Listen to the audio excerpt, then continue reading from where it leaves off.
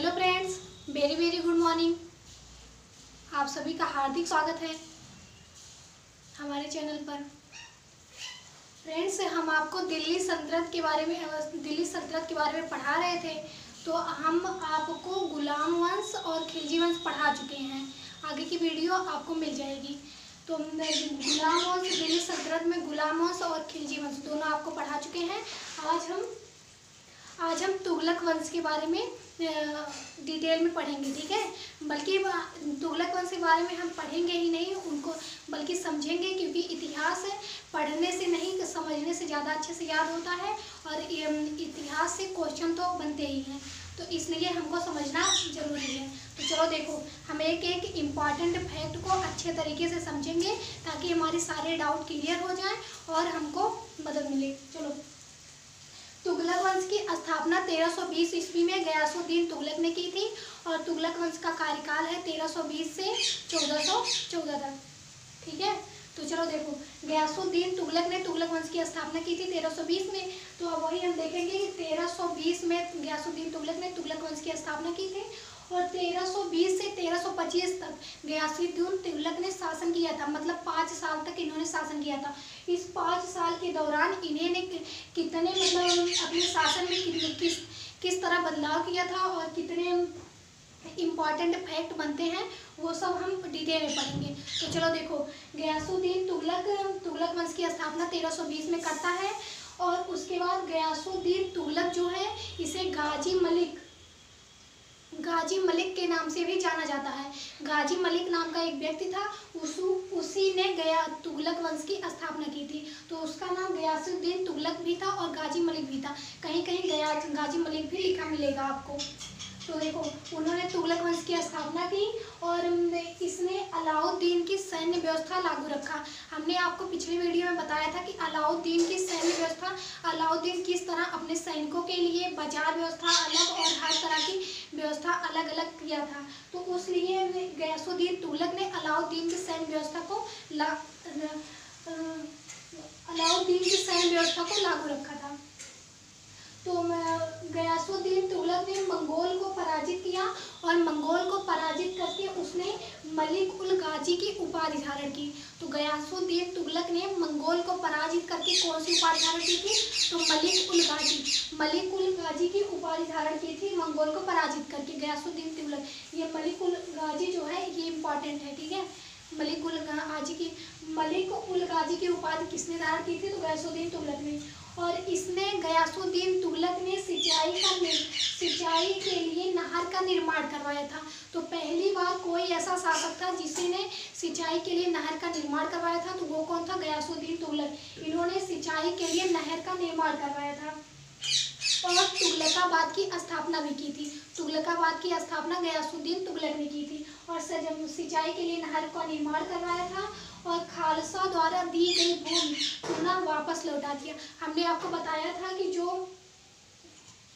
जो अलाउद्दीन खिलजी था, उसने ऐसी व्यवस्था लागू रखी थी कि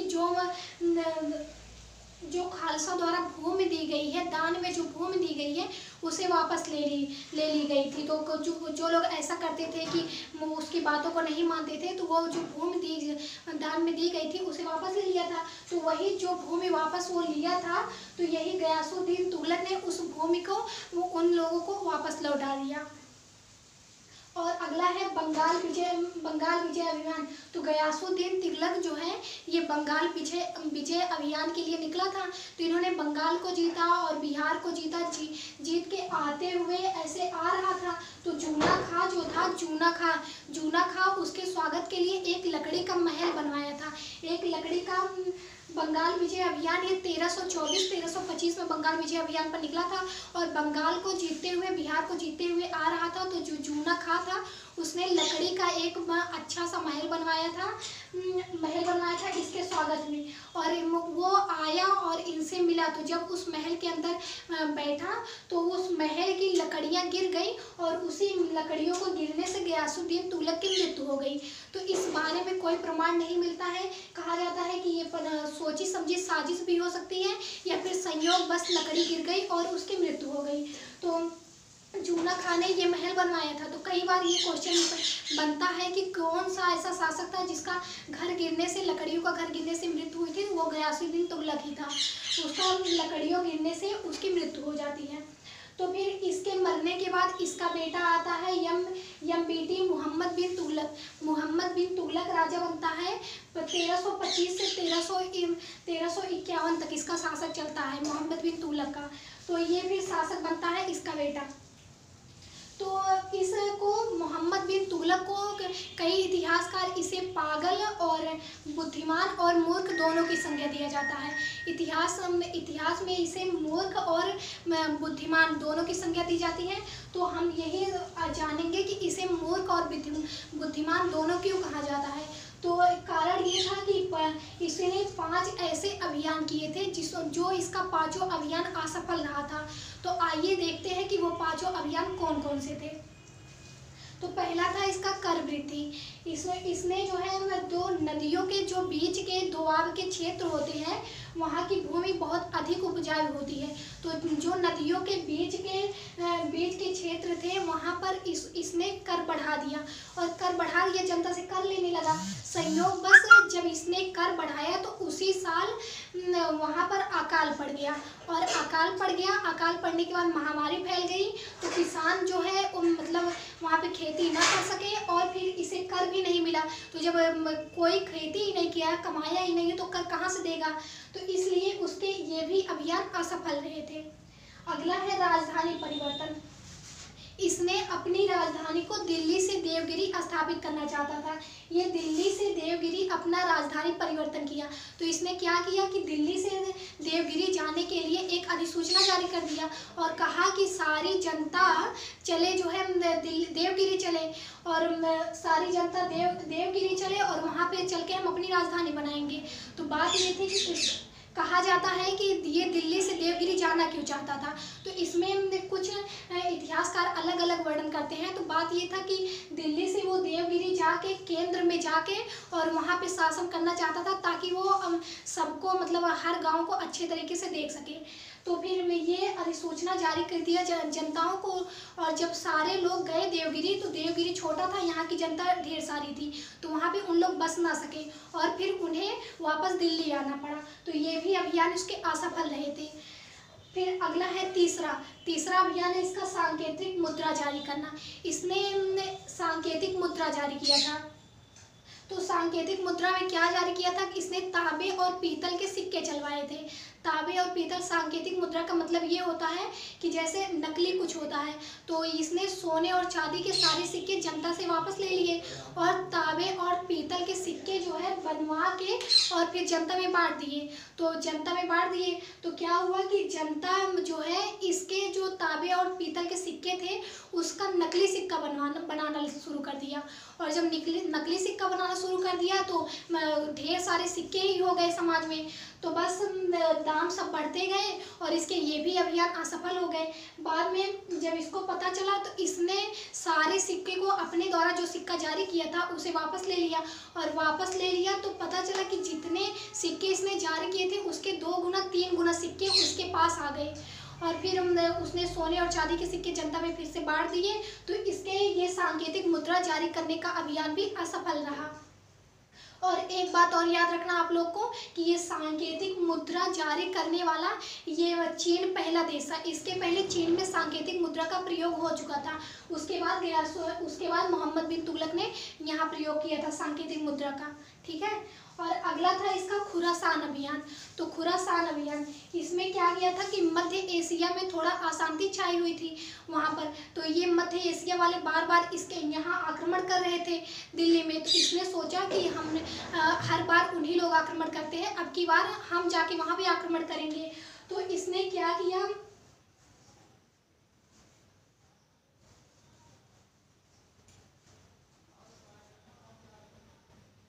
इसने एक अपनी बड़ी सेना बनाई, और बड़ी सेना बनाई, कम से 1,80,000 की इसने सेना बनाई।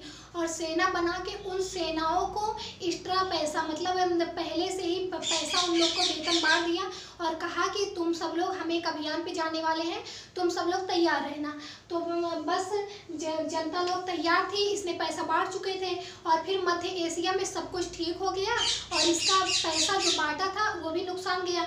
तो इसलिए इसके कारण खुरासान अभियान भी असफल रहे। और अगला है कराची अभियान। कराची अभियान, तो इसमें क्या किया जाता है, कराची अभियान, एक अगला है कराची अभियान। तो यहाँ भी जो है ये कराची अभियान पे भी अपनी सेनाओं को लेकर जाता है और वहाँ भी युद्ध लड़ता है और अभियान करता है। फिर वहाँ पर भी इसकी सेनाएं हार जाती हैं और ये हार जाता है, तो इसके कराची अभियान भी असफल रहे।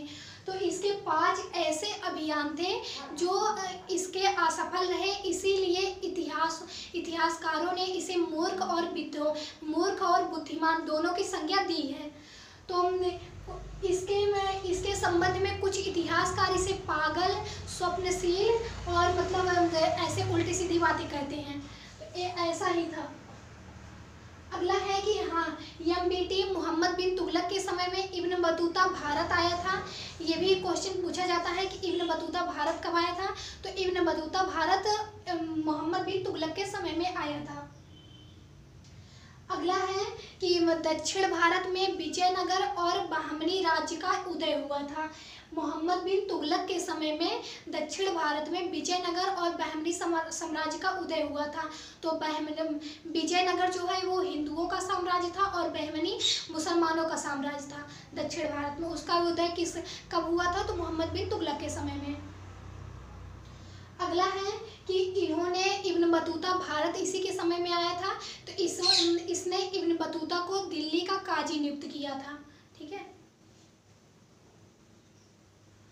दिल्ली का काजी नियुक्त किया था। और इसने जो है अनुवाद आप जानते हैं ना, जो हिंदी में इंग्लिश में अनुवाद किया जाता है, इसने अनुवाद विभाग की भी स्थापना की थी। क्या हुआ, ये जो है कई सारे पुस्तकों का अनुवाद भी करवाया था इसने। और फिर अंततः इसकी मृत्यु हो जाती है। तो इसके मृत्यु के संबंध में बंदायूनी कहता है कि इसके मृत्यु के संबंध में बंदायूनी कहता है कि अंततः लोगों को इससे लोगों को मुक्ति मिल गई।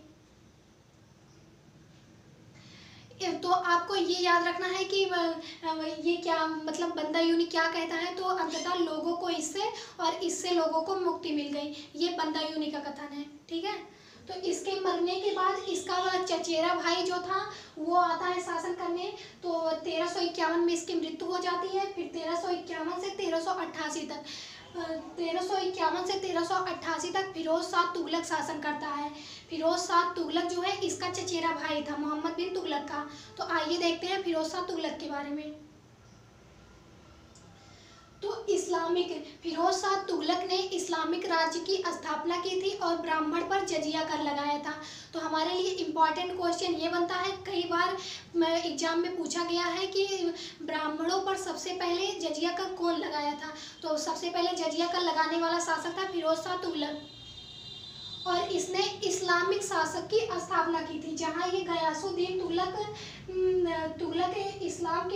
इस्लाम से अलग रहता था, उसी तरह इसने इस्लामिक शासक की स्थापना की थी और ब्राह्मणों पर जजिया कर लगाया था और इसे कल्याणकारी शासक भी कहा जाता है। तो हम देखेंगे कि इसने ऐसा कौन सा काम किया था जिससे इसे कल्याणकारी शासक कहा जाता है। तो चलो देखो, इसने दीवान ए बंदगान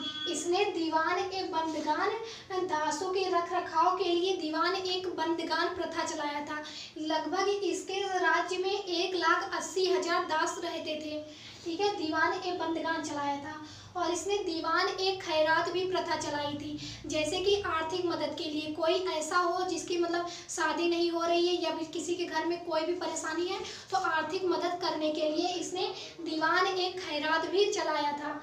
और अगला है दारुल सफा। इसने दारुल सफा की भी व्यवस्था की थी, मतलब मुफ्त चिकित्सा। अगर किसी को कोई भी परेशानी हो जाती है तो मुफ्त में ये दवा करने के लिए मुफ्त चिकित्सा भी चलाया था, दारुल सफा अभियान भी चलाया था।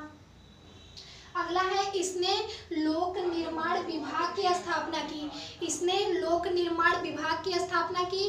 कम से कम इसने 300 नए नगर की स्थापना की। 300 नए नगर की स्थापना इसने किया था फिरोज शाह तुगलक ने। उसमें से कुछ इम्पॉर्टेंट है तो उसके नाम देखो, जैसे जौनपुर, फिरोजपुर, फिरोजाबाद, हिसार, फतेहाबाद, ये सब इम्पॉर्टेंट नगर हैं। इसने 300 नए नगर बसाए थे। अगला है नहर निर्माण। तो इसने नहर निर्माण तो ये भी करवाया था गयासुद्दीन तुगलक। इसने भी नहर निर्माण करवाया था, लेकिन इसने कई सारे नहर का निर्माण करवाया था। कई सारे छोटे छोटे नहर और 5 बड़े नहरों का निर्माण करवाया था। तो जो इसने 5 बड़े नहरों का निर्माण करवाया था, वहाँ पर सिंचाई के लिए कर अलग से लेता था। बट देखो, इसने कई सारे नहर का निर्माण करवाया, कई सारे कुआं, तालाब आदि भी बनवाए थे, और इसने 1200 से अधिक बाग लगवाए थे। फिरोज शाह तुगलक 1200 से अधिक बाग लगवाया था। और फतूह ए फिरोज शाही इसने अपनी ऑटोबायोग्राफी, अपनी आत्मकथा लिखी थी, फतूह ए फिरोज शाही इसने अपनी आत्मकथा लिखी थी। अगला है ये बरनी, जो है इसी के राज्य में था बरनी। इसने तारीख ए फिरोज शाही और कतवा ए जहीदारी नामक इसकी आत्मकथा लिखी थी। तारीख ए फिरोज शाही, कतवा ए जहीदारी। तो आपसे अगर पूछा जाएगा कि कतवा ए जहीदारी किसने लिखा था, तो बरनी ने लिखा था। तारीख ए फिरोज शाही किसने लिखा था, तो बरनी ने लिखा था। और फतूहत ए फिरोज शाही किसकी है, तो ये फिरोज शाह तुगलक की आत्मकथा है। ठीक है। और इसने हक ए सर्ब, जब इसने नहरों का निर्माण ढेर सारे सब कुछ करवाया था, तो वहाँ अलग से कर लेने के लिए एक व्यवस्था भी लागू किया था, जो है हक ए सर्ब। ये सिंचाई के लिए व्यवस्था थी, 1/10 कर वसूला करता था। ठीक है, समझ में तो आ रहा होगा।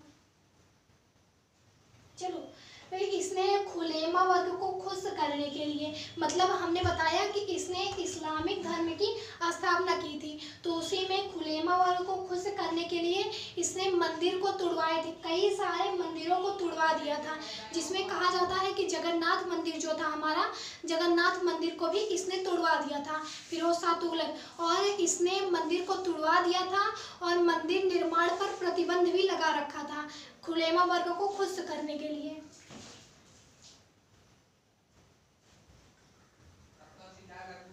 और इसके समय में जो मलिक गाजी एक साहनकार था, वास्तुकार। उसके ही अधीन जो ये सब निर्माण करवाया था, कुआं का, नगर का, नहर का, वो सब इसी के समय में, मतलब ये गाजी के ही अधीन वो सब निर्माण कार्य होते थे। तो फिरोज शाह तुगलक जो है ये 1351 से 1388 तक शासन करता है, फिर 88 में इसका शासन समाप्त हो जाता है। 1388 में फिरोज शाह तुगलक की मृत्यु हो जाती है। तो इसकी मृत्यु होने के बाद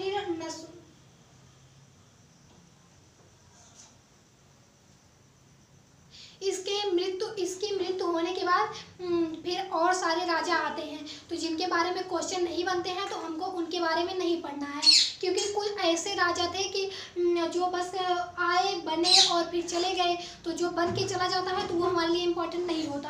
तो फिर इसके बाद 1394 से 14 से 12 तक नसीरुद्दीन मोहम्मद तुगलक का शासनकाल आता है।